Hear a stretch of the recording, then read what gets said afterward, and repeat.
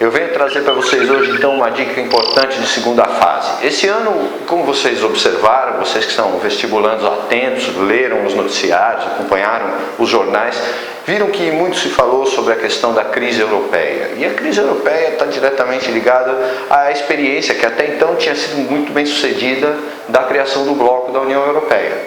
O bloco da União Europeia é um bloco pioneiro, tanto por ter começado muito antes, a se constituir muito antes de outros blocos, como pelo fato de ser um bloco que conseguiu um grau de integração muito grande, um grau muito aprofundado em comparação com outros blocos, contemplando, por exemplo, a ideia de livre circulação de pessoas e a integração econômica, criando uma política monetária comum.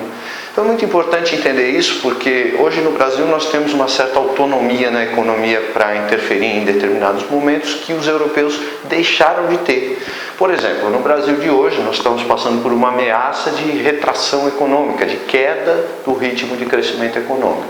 O governo então está tomando medidas como a redução da taxa de juros para estimular o consumo e tentar manter a economia brasileira crescendo.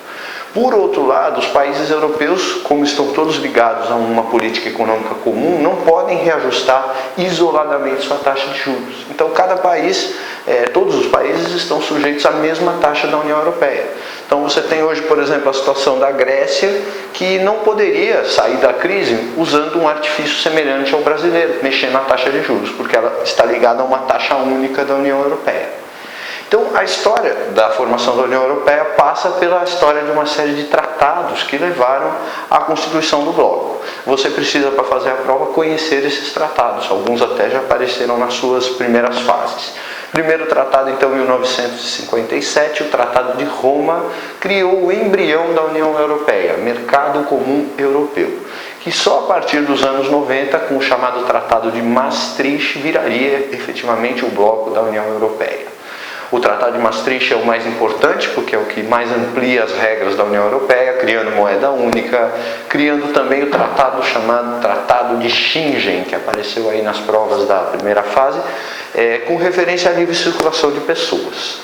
Depois você deve se lembrar que em 2004 a União Europeia passa por uma ampliação ligada ao chamado Acordo de Nice.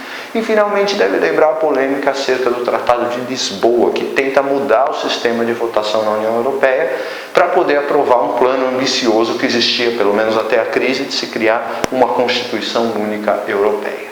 Então lembre-se disso, gente, a União Europeia como exemplo de bloco econômico e como um modelo que foi seguido até então, mas que agora passa por um forte momento de questionamento. Há grandes chances disso aparecer na sua segunda fase. Obrigado.